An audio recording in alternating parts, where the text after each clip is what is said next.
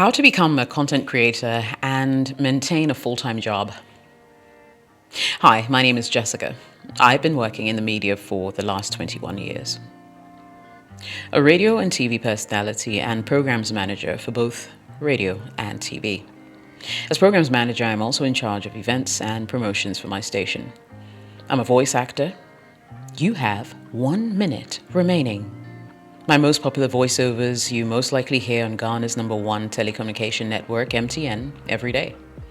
As a personal gig, I run a small voiceover business called The Voiceover Company, where I create radio ads from the scratch till they're ready to air.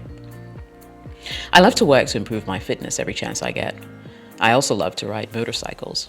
My passion for riding led me to create Ghana's foremost all-female motorcycle club, Biker Girls GH, a community of women who support each other and embark on charitable events.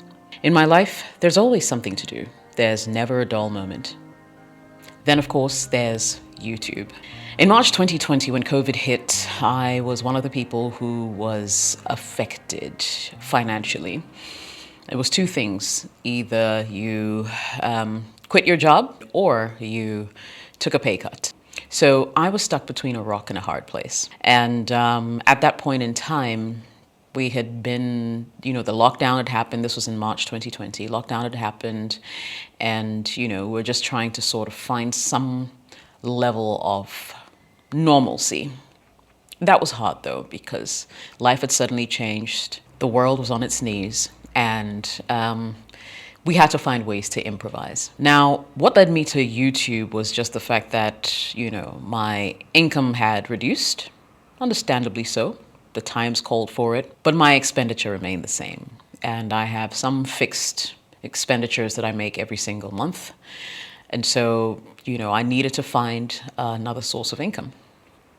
I went to YouTube, looked at a couple of creators that I had chanced upon, and said to myself, well, if they've been doing this and I've been doing radio, I've been in the media for 21 years, there's certainly something that I have to offer as well, I could offer as well. And so I just jumped into it,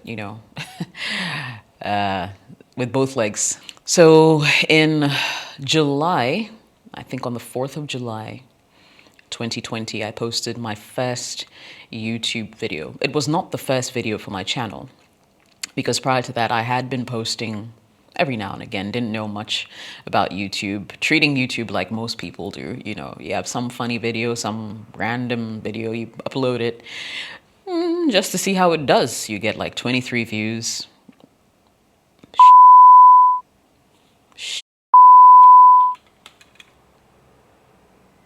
One of my lights went out. Life of a YouTuber. Fortunately, I do not have time to charge up that light. But that's an indication that I need to finish this recording quick. Yeah, it'll be slightly darker, but I guess it should work. So yeah,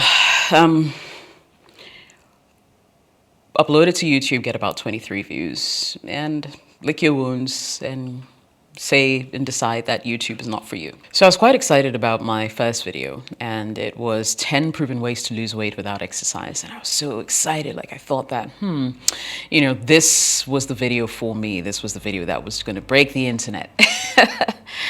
And I remember when I posted that video, I got 200 views, maybe 300, and I was so brokenhearted. But I said to myself, you know what? It's worth a try. Just, keep going, keep posting. And I was posting one video a week. Now, 3 months into posting consistently, so technically I'd done about maybe 12 videos, my channel got monetized. And I was over the moon. I remember the first day I made $1.25 on YouTube. I was jumping up and down like a crazy woman. I mean, just the thought of being able to make revenue on the internet was completely fascinating for me. And yeah, I think once the channel started making money, I was motivated to do more. So once my channel got monetized, I realized that 4 videos a month may not cut it. And I increased my weekly posts to 2. So I was posting twice a week. And let's just say a year and about 4 months later, my channel is almost at 340,000 subscribers, and the rest is history. I spent my very early days on YouTube just testing content, trying out content to see what would stick, what resonated more with my audience. And I realized that whenever I posted relationship videos, I'd get a spike in my views, where my average video views would be around, say, 2,000, 3,000. Whenever I posted a relationship video, I'd hit like 20K, 30K kind of thing. So I decided about 6 months ago to niche down, if there's a word like that. I decided to just create a niche for myself and, make relationship videos.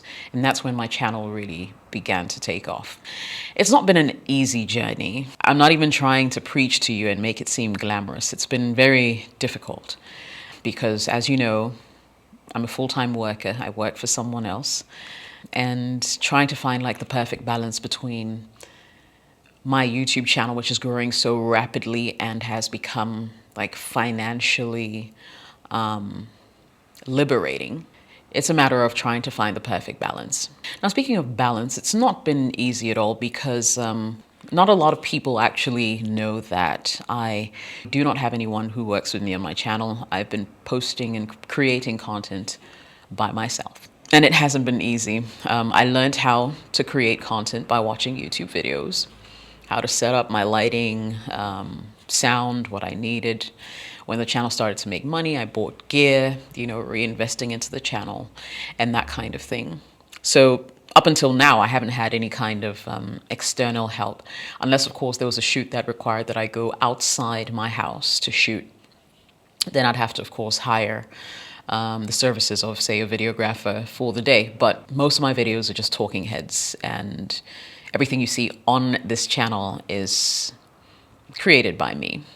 So that takes a lot of time. Anybody who edits videos will tell you it's time consuming. And I think for me, that's probably the downside to it, because I typically get to work at 8 a.m. I'm there till about, when I get off air, at 5:30 p.m. Sit in traffic, get home, say about 7:30 p.m. It depends on the day. And when I get home, I have to set up, record the video, edit, upload before morning. So there are many nights that I go to bed at midnight. A little sacrifice to make for what I want. My weekends, on a very good weekend, if I have no extracurricular activities or responsibilities or things to get through, I would typically set up and try and shoot as many videos as I can. I'm not always successful though, because some way, somehow, there's always something to do, right? So this is Ghana, you're going to weddings or funerals or, there's just stuff, extracurricular stuff. Don't forget I'm a biker as well. And so there are so many activities in between. But I try to make the most of my time. And I think that is what has pretty much kept me afloat. Up until this month, I have been posting consistently 2 videos every week. This month I increased the videos to 3 videos a week. And this is just me trying to see what's possible and something that wouldn't be too difficult to manage as a schedule.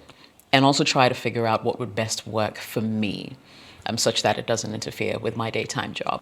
Listen, being a full-time YouTuber requires a lot of passion for what you do, discipline, because you're not always going to feel like setting up and shooting. Setting up, tearing down alone takes a lot of time, so you're going to have to be disciplined enough to want to pull this through. You're going to have to be consistent. If there are 5 things I can share with you if you'd like to still maintain your full-time job and be a YouTubepreneur, these would be it.